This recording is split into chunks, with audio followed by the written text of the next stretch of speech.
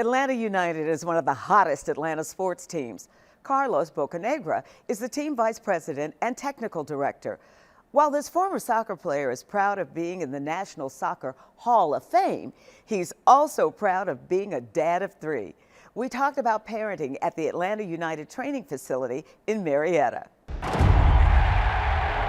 It is my pleasure to welcome the city of Atlanta, the state of Georgia, to Major League Soccer. This is a team that has exploded. When you came here in 15, the team wasn't even a team yet. And then the academy was set up. So you literally, whether you want to call it that or not, you have parented the growth of this organization. Yeah, I've been very fortunate to be a part of that, and it was cool. I mean, this building that we're in right now, it was nothing. It was piles of dirt, and we got to design it and be a part of, hey, what's the flow like for the players when they come in the building? You know, where do they go? Where's the recovery stations, the nutrition, you know, the gym to the training room, kind of their operation area around the locker room, you know? So when players come in the building, they're pretty lazy. They're not wanting to do much. I was the same myself. You're like, oh, I don't want to have to go upstairs to get my recovery shake. So, you know, we're putting it next to the player, so it's very easy, right? Carlos knew what players needed because he played professional soccer for 15 years and was a star. Major League Soccer 2002 Rookie of the Year, 2002 and 2003 MLS Defender of the Year. A lot of movement there, driven into the box, a flicked on header, St. James, and stuffed in by Carlos Bocanegra. Captain of the U.S. men's national team in World Cup play. And as a U.S. defender in international play, he set a record for scoring goals, 14 of them. He was one of the earliest American players to play abroad, in England, France, Scotland, and Spain. His soccer playing career culminated with his induction into the National Soccer Hall of Fame at age 42. My daddy, he's the meat to my burger patty, and I love you, Dad. But it all began at the age of 5. Well, my older brother played in Southern California, and then my parents just kind of were like, you're going to go in there next. And so, yeah, just remember kind of being on the fields, watching him play, kicking the ball with like the other little brothers, and then the California Kickers was my first team. My mom was the coach. So with your mom as your coach and her being your mom, what was that like? I mean, we were 5 years old, so it was just kind of, you know, I think they're just herding cats more than anything out there. But we loved it, and it was just something they wanted us to be active. So baseball, soccer, everything, basketball. We played all sports, and fortunately in California you can be outside year-round. So soccer was picked up quite often. So with soccer, what were the skills that were applicable to your life as an adult? I think a lot of team sports in general, not necessarily only soccer, but right, you have leadership, how are you acting in a team environment, dealing with winning, dealing with losing, the adversity. So I think that was pretty cool, and you try to take those lessons from a team sport and then in life, right? When you're working in a group, or you have to work with people maybe that you don't always agree with or see eye to eye with. So I do think it's great, and you know, got my kids in the team sports, and they can go play whatever they want, but just be active, be in a team sport. And I think it helps learn a lot of, or help them learn a lot of life lessons. So your 10-year-old, what does she play? So she likes basketball. She's not too into soccer. She told me, Dad, I want to play soccer, but I don't really want to be in a league. I just want to kick it around sometimes. Like, I don't really want to be in the league. I'll do basketball. And she does gymnastics and cheer, and so she has a fun time. Do you think, you know, sometimes when parents are good at something, the child goes, oh, I don't know if I can be quite as good. So you think maybe that has something to do with it? I don't think so with her. I think she enjoys the thought of it, but she just doesn't really care to play soccer, which is totally cool. And she's really good at basketball. She's enjoying that. And she loves her dance and cheer and tumbling and gymnastics. And so, again, be active.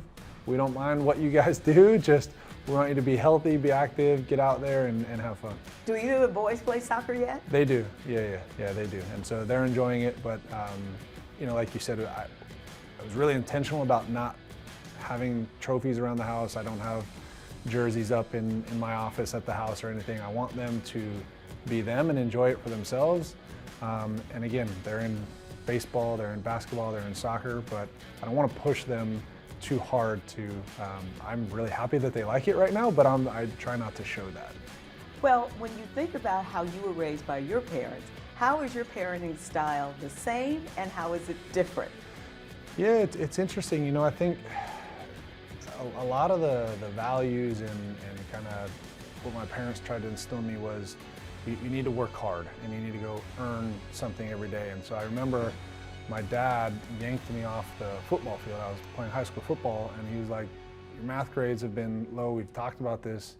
You're not going back out there until you get your grades up. So you can either come early to school and start, you know, going to study hall with math to get better, and we'll let you practice and play as your grades come up, or you're off the team. And so it was really like, you can't have one without the other. School is very important. I loved sports, and school was not always my favorite thing to do, but they were on me that, hey, there's more important things in life than sports, and we like you in that, but you need to also do well in school. So with my kids at the moment, it's more, all right, we need to make sure, hey, you have a good work ethic. If we're going to commit to this team, you're going to do it for the season. We're going to, you know, we can't make every practice just with life, and they're young, but, you know, like, you know, on my birthday yesterday, we had a tryout for my son, and it was his last day of tryouts, so we very easily could have missed it, but we're saying, hey, we're going to go out there. You've got to see this through. You got to go to the last day of the tryout. So just making sure that they're not, you know, not taking shortcuts. They understand they need to work hard, and if they're committing to something, they've got to follow it through, even if it's not their favorite thing to do. So when you go with your kid to this, everybody knows who you are. Sometimes, yeah. I try to stand off to the side and in the shade. As they're getting older, you know, obviously the boys start to talk a little bit more, and but it's cool, you know. And again, it's very innocent, and they're fun. And they're, oh, did you play? Or how was Messi? How's Ronaldo? I'm like, man, you guys are aging me here, you know. So, but no, it's cool, and I think my kids now, you know, when people come up to me, they're a little more used to it. So instead of kind of like, why is that guy talking to you, Dad? Like, do you know him? I'm like, yeah, you know. So don't have to explain anymore. So how are you different from your parents with How your am I children? Man, I guess they say you. Because they were all Don't they say you boys. turn into your parents, right? Yes. Like, Did you turn into your parents? I don't know, maybe. You know, I think my parents were around a lot, and my dad and mom both were very involved in whether driving me. They were both teachers, so they had the summer holiday. They had, you know, out of school at the same time as me, so they were able to take me and be there and help me a lot more. I'm not able to be at as much as I'd like to, so I think that's one of the things where it's a challenge, kind of internally, like how do we, you know, you don't want to miss the kids growing up and being a part of their lives in that aspect, but still have quite long hours at work. So trying to balance that's for me, I guess, where we're different, but it's also trying to figure out that balance, and it's a challenge. Trying to balance family and work is one reason he took a front office job rather than a coaching job when he retired. I did all my coaching licenses. I got my A license, which at that time was the highest license in the United States to get, just so I could be prepared if I did go that route. But then I got this opportunity that it was more going to be in the front office, and like I said, the ability to have, like, leave a legacy and try to be a part of, you know, kind of long-term planning, that was interesting to me. Also, as a player, I'd moved my family around quite a bit, and so usually the front office jobs are a little more stable than the coaching. So they'd gone with me a lot of places, and so this was also, you know, advantageous not to have to move as much, hopefully.